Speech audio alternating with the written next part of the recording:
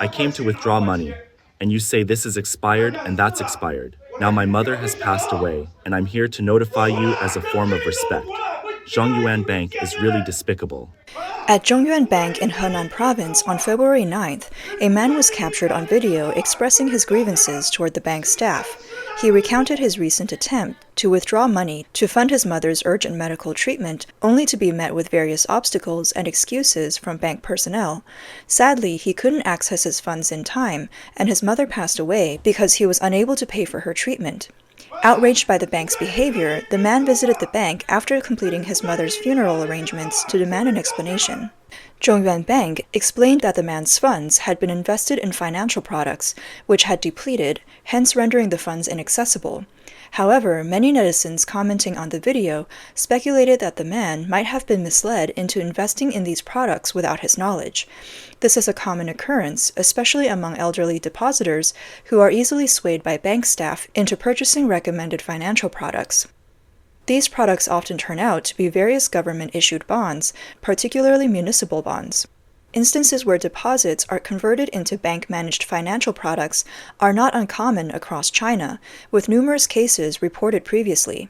The root of such issues lies in the enormous debts incurred by local governments across China, particularly in the form of municipal bonds, which they struggle to repay. To address this, the Chinese government resorts to various methods of debt restructuring, with banks being the primary executors of these measures. In September last year, various debt restructuring plans for municipal bonds were introduced across China. According to financial analyst Rumor Economy, the so-called debt restructuring involves first pressuring defaulters, followed by covertly reallocating depositor funds from banks, and finally resorting to central bank issuance to swap municipal bonds. The last point is crucial, as it essentially marks the start of unanchored currency printing initiated by the Chinese Communist Party, CCP, albeit on a relatively small scale for now. The concept of unanchored currency printing, referred to by Rumor Economy, began with the issuance of 10 trillion yuan in special national bonds in November last year. While ostensibly intended to support post-disaster reconstruction and enhance disaster prevention capabilities, these funds were entirely channeled through transfer payments to subsidize local governments, effectively filling the black hole created by municipal bonds. Since the central government assumes responsibility for both the principal and interest payments on these special national bonds, local governments are relieved of repayment obligations, resembling unanchored currency issuance. But what exactly does unanchored currency printing entail? It's essentially a form of currency issuance devoid of any backing or value support, where central banks arbitrarily increase the supply of money. The consequences include severe inflation and devaluation of the currency. The populace's wealth decreases, with only a small group of government officials benefiting from debt issuance. By utilizing this excessive currency to swap municipal bonds, the CCP effectively passes the burden of municipal debt onto the populace.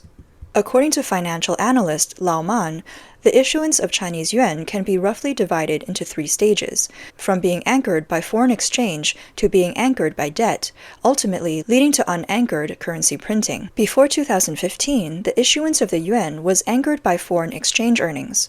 The central bank printed yuan according to surpluses earned through foreign trade, thereby accumulating foreign exchange reserves as a core asset.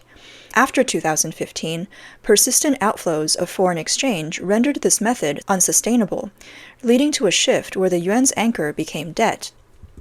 The central bank prints money to lend to commercial banks, which in turn lend it to governments, enterprises, and individuals, forming a debt-dependent model. The critical aspect of this debt-dependent model is ensuring the creditworthiness of debtors. However, if a substantial number of borrowers default on their loans, breaking the repayment cycle, the entire chain of money issuance collapses and the currency loses its anchor. Considering China's current situation, are there signs of widespread borrower defaults making the debt-dependent model unsustainable? First, let's examine China's overall debt levels. A nation's overall debt includes bank loans, government bonds, and corporate bonds. According to publicly available data, from 1996 to 2023, China's domestic debt surged from around 6.5 trillion yuan to 343 trillion yuan last year. Extrapolating this trend, China's domestic debt is projected to reach around 380 trillion yuan in 2024 and likely exceed 420 trillion yuan in 2025. Additionally, China's overall debt should also account for foreign debt. From 1996 to 2023, total foreign debt increased from 1.09 trillion yuan to 17.1 trillion yuan. Compared with domestic debt, which is in the tens of billions, the scale of foreign debt is relatively small. Moreover, since reaching its peak of 19.2 trillion yuan in 2021, foreign debt has ceased growing, with declines observed in both 2022 and 2023. The primary reason behind this halt in foreign debt growth is the string of defaults by Chinese real estate companies and local government financing vehicles, rendering their dollar-denominated debt worthless and making it challenging to issue more. Currently, most bonds issued in foreign markets are denominated in Hong Kong dollars. However, the CCP's risky policies may lead to a sudden collapse of the Hong Kong dollar. Taking China's domestic and foreign debt data together, we can understand the scale of China's overall debt.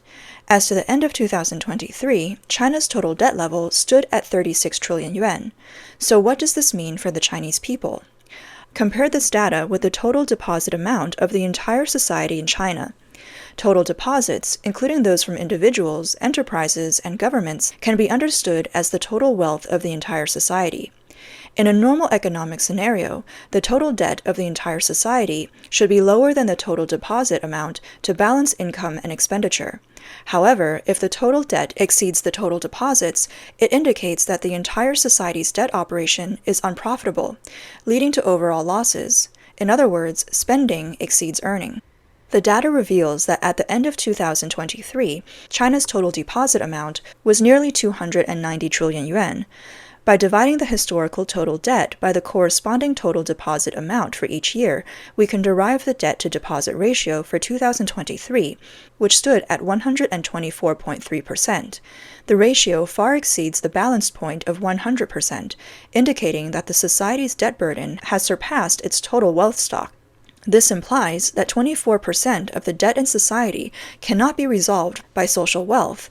If new social wealth cannot be created before the debt matures, then this debt is inevitably doomed. Looking at historical data, China's debt-to-deposit ratio exceeded 100% as early as the late 1990s.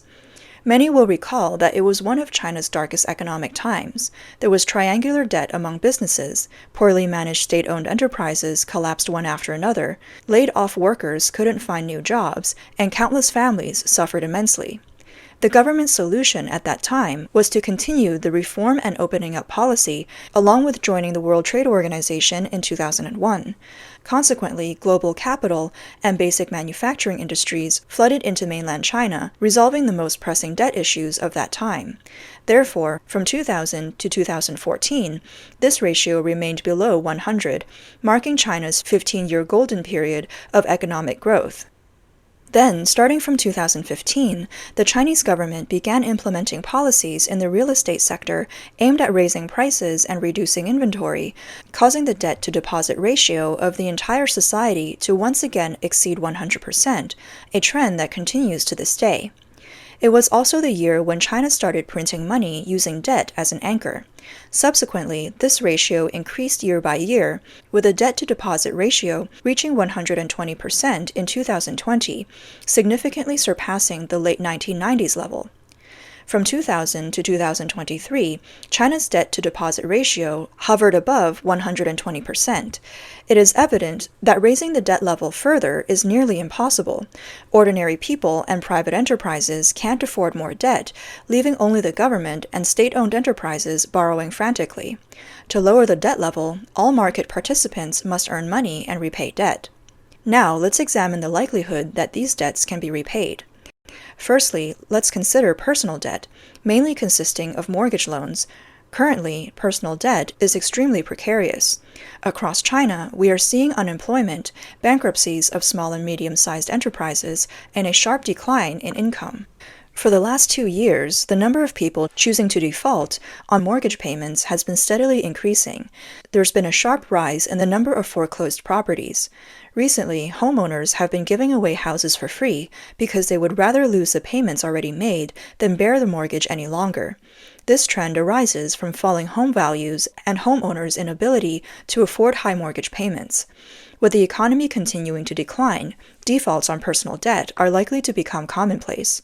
Moving on to corporate debt, the series of defaults by large real estate companies, starting with Evergrande, has caused numerous major real estate developers to collapse. Hence, it's no longer surprising news when real estate companies default. What about government debt? Although local governments managed to scrape by in 2023 by issuing various bonds, including issuing trillions in special national bonds, 2024 may present the true test for local governments. According to preliminary statistics, national and local government bonds issued in January this year amounted to about 2 trillion yuan. Although this figure is already alarming, the reality is that 80% of it was used to repay old debts due that month, leaving very little money available for use. This is why migrant workers across the country were seen demanding unpaid wages ahead of the Lunar New Year. Many government infrastructure projects were unable to pay wages, forcing them to halt work. There are also reports of teachers, public transportation company employees, and sanitation workers demanding payment from their government-funded employers. Even civil servants, considered to have secure jobs, are experiencing salary cuts and wage arrears in some places, with some being forced to help the government obtain loans in their own names to pay salaries.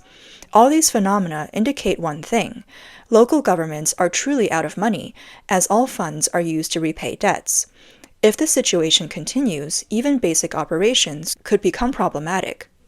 We all know that a significant source of income for local governments comes from land sales. However, after reaching a historic high of 8.7 trillion yuan in 2021, land sales revenue has sharply declined, dropping to 6.7 trillion in 2022 and further down to 5.8 trillion in 2023. With falling house prices and a prolonged downturn in the real estate market, this year's land sales revenue will inevitably continue to decline. Additionally, foreign capital continues to withdraw. China's exports are declining, and weak consumption suggests the risk of deflation.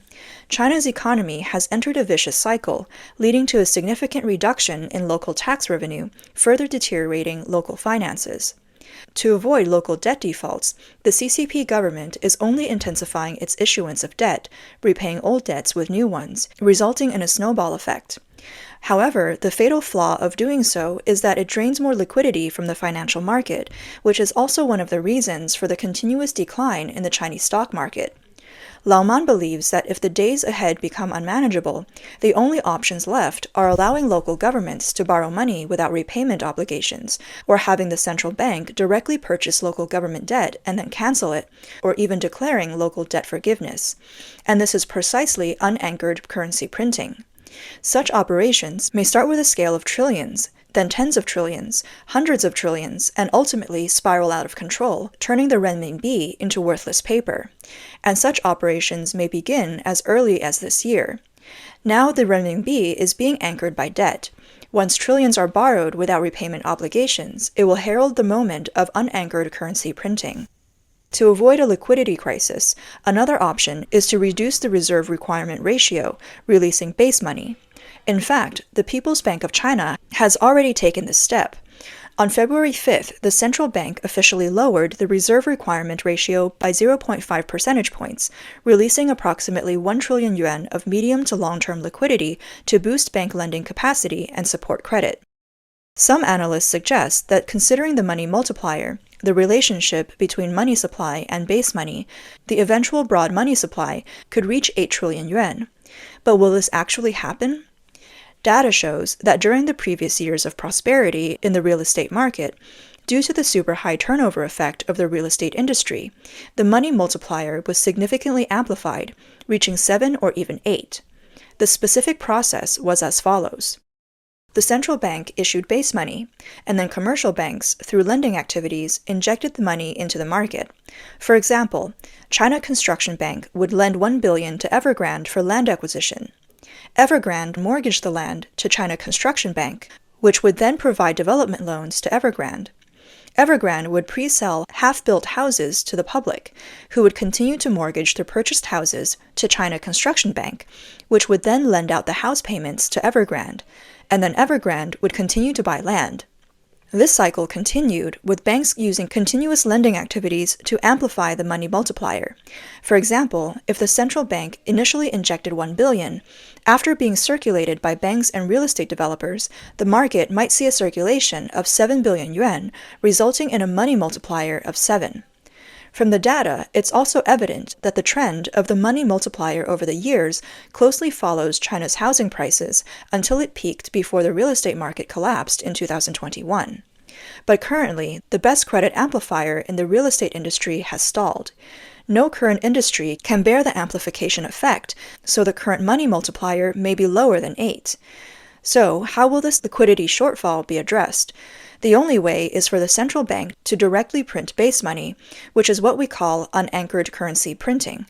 Therefore, observers can judge when the central bank will start unanchored currency printing by observing changes in China's economic policies and the extent of the decline in the money multiplier.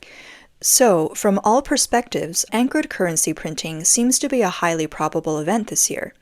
This is essentially a desperate move to solve immediate problems, but the subsequent side effects will be inevitable. These include causing the depreciation of the renminbi, currency exchange rate collapse, and vicious hyperinflation. This essentially amounts to a silent robbery of the Chinese people, deepening their suffering and exacerbating the already acute social contradictions. We know that the Chinese government's concern about internal security issues far exceeds its concern about external security threats.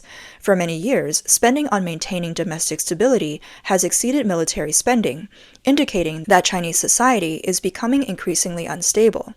Therefore, unanchored currency printing only temporarily solves the pressing problems. Ultimately, the consequences of accumulated social contradictions will either lead the CCP to use foreign war as an excuse to close the country's borders, initiate a large-scale suppression internally, and turning China into another North Korea. Or the CCP will collapse under the resistance of the people, which is the only viable path of the Chinese people to escape suffering.